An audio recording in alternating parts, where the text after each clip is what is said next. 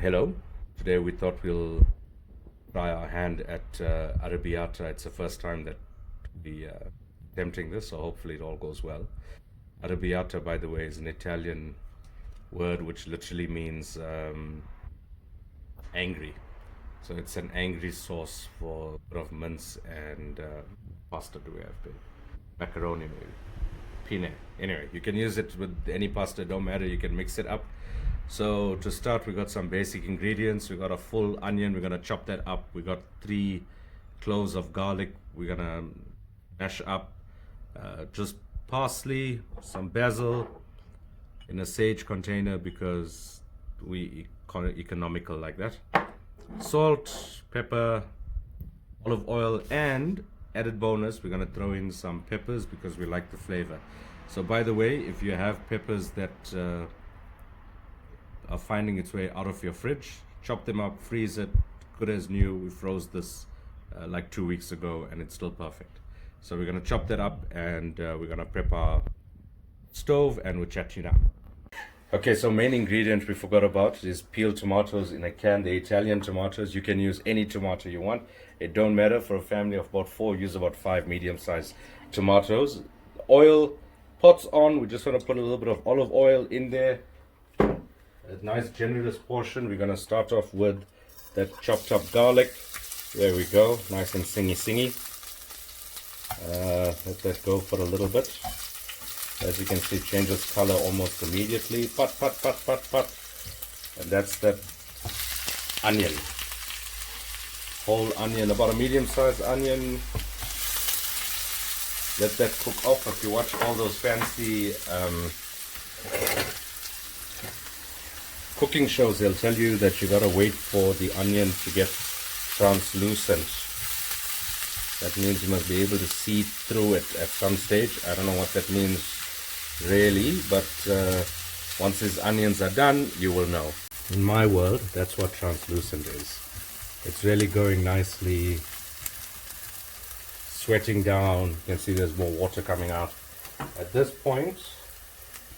So just remember that fresh herbs are always best, but if you don't have those, then, and we're going to be using parsley and basil, so just about a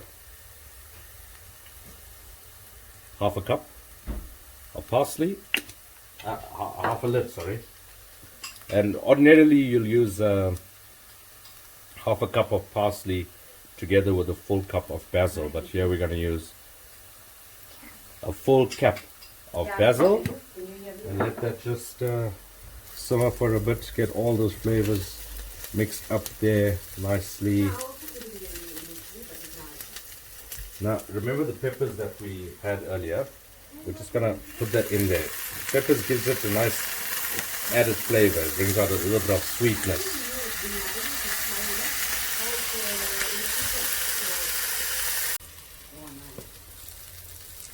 That's really where you want to be. All tossed up. Spread that around. Remember, Aribbiata is an angry sauce, eh? So let's make it a little bit angry. I like to put about a tablespoon of crushed chilies. Give that a toss. Okay, so that's what we're looking at. Some smokiness coming out of there. All the vegetables from the peppers have wilted, the onions have almost disappeared, and now it's time to add in the tomatoes.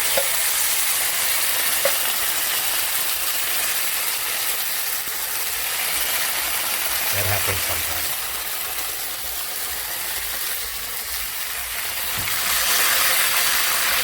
Mix that up.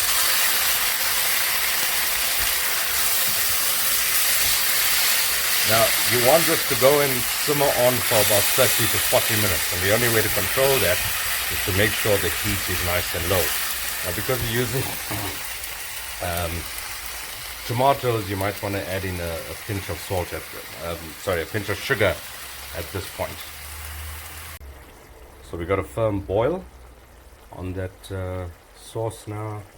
Looking really good. Just turn down the heat so it's nice and low. And just let that simmer now with the lid on for about 45 minutes.